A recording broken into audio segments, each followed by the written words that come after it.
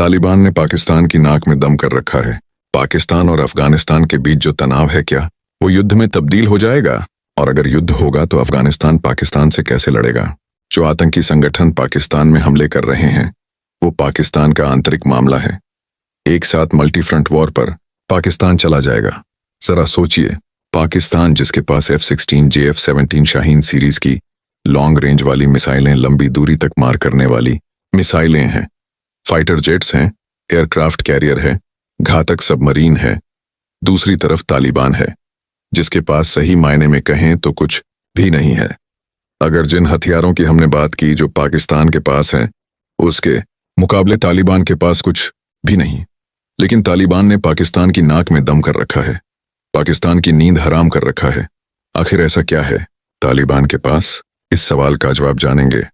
इसके अलावा पिछले कुछ दिनों से पाकिस्तान और अफगानिस्तान के बीच जो तनाव है, क्या वो युद्ध में तब्दील हो जाएगा?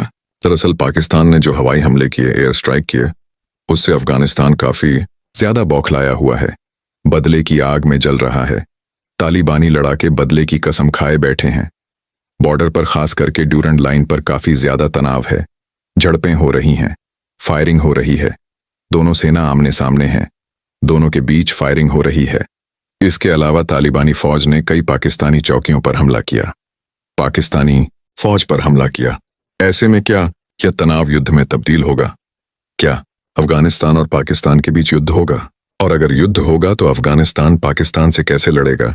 हालांकि हमने आपको बताया कि जो पिछले कुछ दिनों से दोनों देशों के बीच चल रहा है उसमें अफगानिस्तान का पड़ा भारी है, लेकिन जो हवाई हमले हुए उसमें पाकिस्तान का दावा है कि यह आतंकी ठिकानों पर किए गए, TTP तहरीक तालिबान के ठिकानों पर किए गए और 7 आतंकी ठिकानों को तबाह किया गया।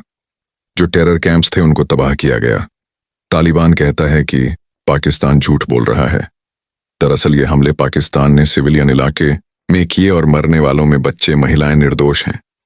महिलाओं की जाने गई हैं, बच्चे मरे हैं, निर्दोष लोगों की जाने गई। अब इस तनाव के बीच अगला ऑप्शन क्या युद्ध ही होगा? जो ताज़ा हालात हैं पाकिस्तान के, जो तस्वीरें आ रही हैं उसमें यह कहें कि जंग की आग में जल रहा है पाकिस्तान। चारों तरफ खून बिखरे पड़े हैं, लाशें फैली हैं और सबसे बड़ा डर जो आत्मघाती हमले का है वो पाकिस्तान को सता रहा है। तो यही सवाल फिर उठता है कि क्या पाकिस्तान को मिट्टी में मिला देगा अफगानिस्तान? क्या मुनीर की सेना का काउंटडाउन शुरू हो गया है? जिस तरह से पाकिस्तान में आत्मघाती हमले शुरू हुए उसे एक ट्रेलर के तौर पर देखा जा रहा है।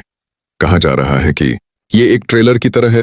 पंजाब और खैबर पख्तूनवा में तालिबानियों ने 2 आतंकी हमले किए। ये आत्मघाती हमले थे। साथ ही तालिबान ने खुले तौर पर ऐलान किया एयर स्ट्राइक पाकिस्तान ने किया है, उसका उचित जवाब देंगे, मुंह तोड़ जवाब देंगे। यह भी कहा कि भले ही उसके पास परमाणु हथियार नहीं है पाकिस्तान की तरह, लेकिन उनके पास जो आत्मघाती दस्ता है वो बेहद ही खतरनाक है और किसी भी परमाणु हथियार से भी ज्यादा खतरनाक साबित होगा। ये चेतावनी दी है पाकिस्तान को और कहा है एक तरह से साफ तौर पर कहा कि जंग के लिए तो तैयार ही है। पाकिस्तान एक के बाद एक आत्मघाती हमले के लिए तैयार है। जो एयर स्ट्राइक में 7 आतंकी ठिकानों को तबाह करने की बात कही गई है, 100 से ज्यादा आतंकियों के मारे जाने की बात कही गई है। पाकिस्तान की तरफ से तालिबान ने इसका खंडन किया है। कहा है कि सिविलियंस पर हमले हुए, सिविलियन को मारा गया, बच्चों को मारा गया, महिलाओं को मारा गया। पाकिस्तान कहता है कि TTP जो तहरीक तालिबान है उसको अफगानिस्तान में पनाह दी गई है, अफगानिस्तान में उसे मदद दी जाती है, अफगानिस्तान में उसके ट्रेनिंग कैंप्स हैं, अफगानिस्तान में उनके रिक्रूटमेंट सेंटर हैं। और यह और बढ़ गया जब से तालिबान सत्ता में आया है, जबकि अफगानिस्तान इसे पूरी तरह खारिज कर रहा है।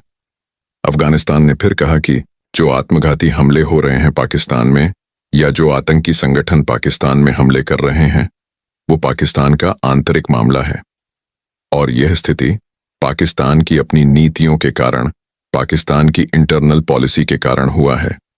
इसमें अफगानिस्तान का कोई लेना देना नहीं, यानी आरोप और प्रत्यारोप दोनों ही तरफ से।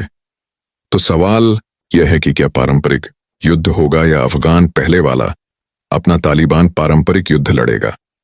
पहले वाला कहने का मतलब यह कि जो तालिबानियों का अपना पुराना स्टाइल था, यानी गोरिल्ला वारफेयर, छुप कर वार करना, तुरंत वार करना, छिप जाना, जो वहां की भौगोलिक स्थिति है उसका फायदा उठाना, उसको ज्यादा से ज्यादा इस्तेमाल करना, और उनके हमले का तरीका ऐसा कि जब तक पूरी फौज पहुंचती है तब तक हमलावर गायब हो जाते हैं।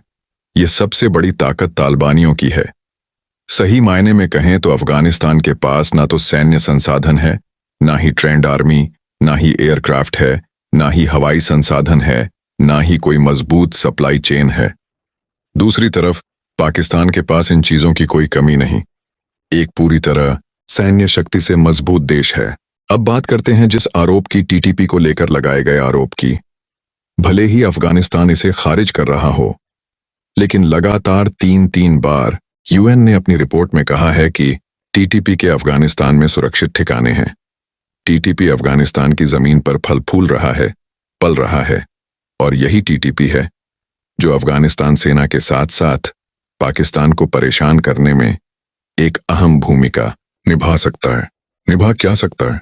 निभा रहा है, क्योंकि आत्मघाती हमले के बाद क्या होगा? अलग अलग शहरों पर हमले होंगे, पाकिस्तान के अलग अलग शहर निशाने पर होंगे, शहरी इलाके में हिंसा होगी, और बेहद ही उथल पुथल का माहौल पाकिस्तान में हो जाएगा। वैसे भी पाकिस्तान इन दिनों गृह कलह से, युद्ध गृह कलह से जूझ रहा है, आंतरिक कलह से जूझ रहा है, चाहे वो बलूचिस्तान हो या वहां की राजनीतिक स्थिति हो। तमाम चीजों को लेकर पाकिस्तान वैसे भी जूझ रहा है। ऐसे में अगर आतंकी हमले उनके शहरों पर तेज होते हैं, शहरी इलाकों में हिंसा बढ़ती है, तो पाकिस्तान सरकार के लिए इसे संभालना बेहद ही मुश्किल होगा। यानी एक साथ मल्टी फ्रंट वॉर पर पाकिस्तान चला जाएगा। महंगाई भी झेल रहा है, गरीबी, महंगाई, आतंकी हमले, आंतरिक कलह, इन तमाम चीजों से एक साथ पाकिस्तान को लड़ना पड़ेगा, जो बेहद ही मुश्किल होगा पाकिस्तान के लिए, जो बेहद ही खतरनाक होगा पाकिस्तान के लिए। तालिबान के पास कुल 3 तरह के हथियार हैं। एक हथियार है जो पहले जो अफगान की सरकार थी उनसे मिले हुए हथियार। दूसरे जो अमेरिकी सेना समेत कई विदेशी देशों की सेना जब वहां से बाहर जा रही थी अफगानिस्तान से, वो अपने हथियार छोड़कर गए थे, वो सारे हथियार तालिबानियों के पास हैं।